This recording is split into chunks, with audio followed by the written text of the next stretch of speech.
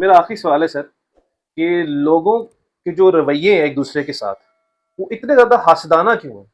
ایک دوسرے سے اتنا حسد کیوں کرتے ہیں لوگ؟ کسی کی کامیابی دیکھ کر، کسی کو بڑھتا ہوا دیکھ کر لوگ ایک دوسرے سے حسد بہت زیادہ کرتے ہیں. یہ حسد کیوں نہیں ختم ہوتا لوگوں میں سے؟ اصل میں جو بات ہے یہ قرآن کو اگر پڑھیں تو حابیل اور قابیل کا واقعہ ملے گا آپ کو. جی بالکل ملے گا. اس میں بھی وہ حسد ہی بنیاد ہے. یہ انسان کی فطرت میں ہے. آگے اس سے کیسے دور رہنا ہے نا، یہ بھی قرآن نے بتایا ہوا ہے کہ آپ نے یہ کام نہیں کرنا. بنیادی طور پہ یہ آپ یہ کہہ سکتے ہیں کہ اس کا زیادہ تر جو ہے حسد ہے نا، یہ کینہ ہے اور بغض ہے. تینوں چیزیں. آپ نے صرف ایک بات کی ہے حسد کی. حسد سے مراد ہوتا ہے جلنا. ایک ہوتا ہے بغض. بغض یہ ہوتا ہے کہ بندہ باہر سے دوستانہ ماحول میں ہوتا ہے لیکن اندر اس کے بغض ہوتا ہے کہ وہ چاہتا ہے کہ کوئی موقع ملے تو.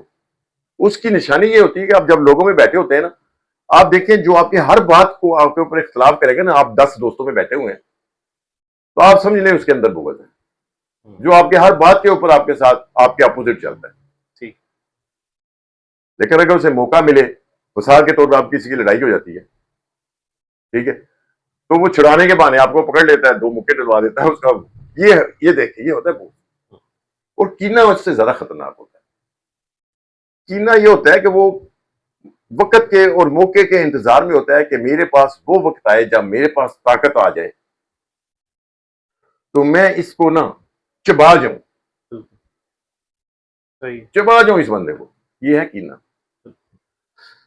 یہ اصل میں زیادہ تر جو ہے معاشرہ جو ہمارا تعلیم کی کمی ہونے کی وجہ سے اور ہندو رسومات کی وجہ سے زیادہ ہے. یہ ہماری مذہبی جو جتنے فرقے ہیں ان کی وجہ سے بھی ہے. یہ جو عرس والے لوگ ہیں ان کی وجہ سے بھی ہے. یعنی جاہلیت اس کی بڑی وجہ ہوتی ہے. حابیل اور قابیل کا واقعہ جو آپ قرآن میں دیکھ رہے ہیں وہ یہی ہے نا، ابتدا تھی نا. صحیح. علم نہیں تھا نا، تو اس طرح کی نہیں تھی، تو جو فطرت میں چیز ڈالی ہوئی تھی وہ سامنے آ گئی.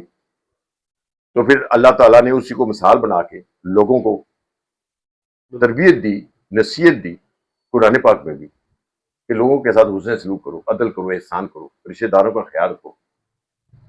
اس لیے کہا ہے یہ صرف ایک دنیا جو ہے نا اصل میں یہ ایک امتحان ہے. بالکل ایسے ہی. اسی لیے اللہ تعالیٰ نے جو فطرت میں چیزیں نہیں آگے اس کو کہا ہے کہ تمہیں یہ اختیار ہے، اچھا راستہ اپناؤ یا برا.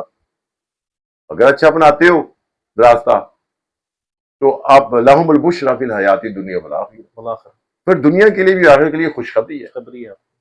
اگر تم راستہ وہ اپناتے ہو تو خزر فی الحیات الدنیا والآخرہ، پھر دنیا میں بھی رسوائی ہے، آخرت میں بھی آخرت میں بھی. رسوائی. تو دونوں راستے دے دیے آگے اختیار دی. اسی کے اوپر آپ کا وہاں پہ فیصلہ ہونا ہے. ٹھیک ہے. اس کے لیے اللہ تعالیٰ نے وقت کے ساتھ ساتھ جتنے بھی انبیاء آئے ہیں ان کو کتابیں نازل کی ہیں. آخری نبی محمد رسول اللہ صلی اللہ علیہ وسلم خاتم النبی ہے. ٹھیک ہے. اس میں قرآن پاک ہے، اس میں ساری ہدایت دی ہوئی ہے. لیکن چونکہ اپنی زبان میں نہیں پڑھا جاتا نہ سمجھا جاتا ہے، ثواب کے چکر میں مولوی لگایا ہوا اپنی دکانداری کے لیے، اس لیے معاشرے میں ایک دنیاوی تعلیم جو ہے اس میں بھی آپ بہت پیچھے ہیں.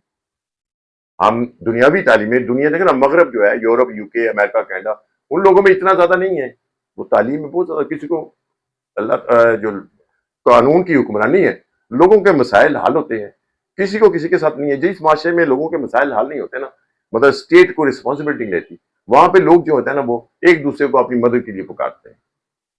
تو وہ سمجھتے ہیں کسی کے پاس پیسے نہیں ہیں ڈاکٹر کو دینے کے لیے، وہ کسی پیر کے پاس چلے جاتا ہے پھونک مروانے کے لیے. ایسا ہی. تو اس طرح کی ایک جاہلیت والا دور ہونے کی وجہ سے یہ چیز جو ہے وہ زیادہ سامنے ابھر کے آتی ہے. لیکن سمجھنے کے لیے اگر آپ سمجھنا چاہیں تو انسان خود، جس طرح اللہ تعالیٰ نے فطرت میں ایک ودیت کی ہوئی ہے چیز جو حسد ہے، بغض ہے، کینہ ہے، اسی طرح ودیت اللہ تعالیٰ نے اچھائی بھی کی ہوئی ہے. اب اس کی میں 2-3 مثالیں آپ کو دیتا ہوں. اچھائی دیکھیں، آپ کو کوئی چیز جو آپ کو اچھی لگتی ہے وہ اچھا عمل ہے. جو آپ کو برا لگتا ہے، آپ کو برا لگتا ہے، وہ برا عمل ہے. اگر جو آپ کو برا عمل لگتا ہے وہ آپ دوسرے کے لیے اگر کرتے ہیں بالکل. تو یہ آپ کو سمجھ آنی چاہیے نا پھر کہ آپ کو برا لگتا ہے. آپ کو اگر کوئی جھوٹا کھانا دے دے تو آپ نہیں کھائیں گے، تو آپ ایک مانگنے والے کو جھوٹا کھانا دیتے ہیں. یہی قرآن میں ذکر ہے نا کہ تم وہ چیزیں دو جو خود استعمال کرتے ہو، جو خود کھاتے ہو، وہ کپڑے دو جو خود پہنتے ہو. لیکن ہم جو بھی پرانے پھٹے کپڑے ہوتے ہیں وہ ہم دیتے ہیں اور کہتے ہیں کہ بس ثواب مل گیا.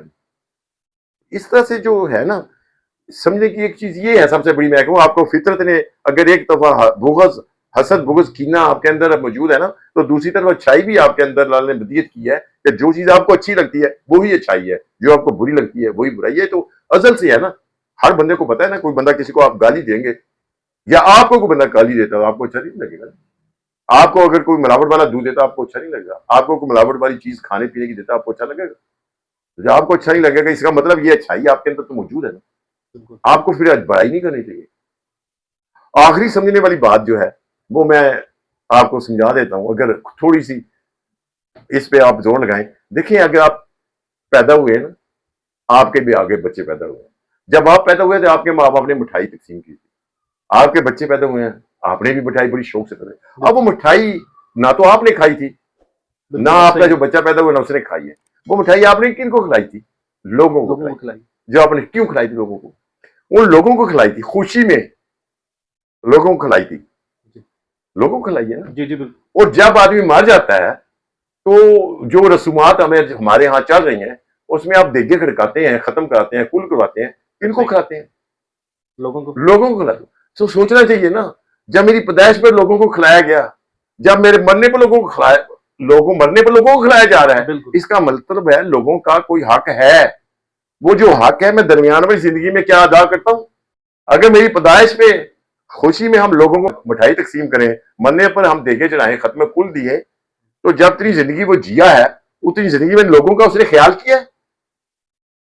تو سوچنے والی تو بات یہ ہے، اسے سوچنا چاہیے وہ لوگ کتنے معتبر ہیں جن کو میری پیدائش کے اوپر مٹھائی کھلائی گی، میرے مرنے کے اوپر دیگیں چڑھا کے ختم کل دیے گئے اور لوگوں نے کھائی ہے. میں نہ اس وقت میں نے مٹھائی کی، نہ مرنے کے بعد میں نے وہ دیگیں پکائیں نہ کھائیں، وہ لوگ کھا گئے.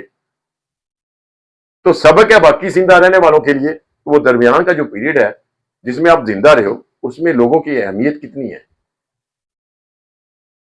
ان کے ساتھ. اس کا مطلب ہے ان لوگوں کی اہمیت ہے. اسی لیے قرآن بھی کہتا ہے لوگوں کے ساتھ اچھا سلوک کرو. مرنے سے پہلے یہ سوچ لیں کہ مرنے کے بعد لوگوں نے میرا کھانا کھانا ہے تو میں اپنی زندگی میں کیوں نہ کھلاؤں لوگوں کو، میں اپنی زندگی میں ان کا خیال کیوں نہ رکھوں، میں ایک بیمار پرسی کیوں نہ کروں، میں ایک ضرورت مند کی ضرورت کو پورا کیوں نہ کروں. جب آپ یہ سوچیں گے کہ یار میری پیدائش کے اوپر لوگوں نے مٹھائی کھائی، مرنے کے اوپر بھی لوگوں نے میری دیگیں کھانی ہیں، تو میں اس سے پہلے کیوں اپنے آپ کو اللہ کے حکم کو مانتے ہوئے لوگوں کا خیال رکھوں اور لوگوں کے ساتھ حسن سلوک کروں اور ان کے ساتھ اپنی زندگی میں ان کو کھلاؤں. جب اپنی زندگی میں آپ کھلائیں گے، اچھے کام کرتے جائیں گے، آپ کے اندر بغض، حسد، کینہ وہ ختم ہو جائے گا. یہ ہے آپ کے سوال کا جواب. مطمئن ہے آپ؟ بہت بہت شکریہ جی. Thank you very much.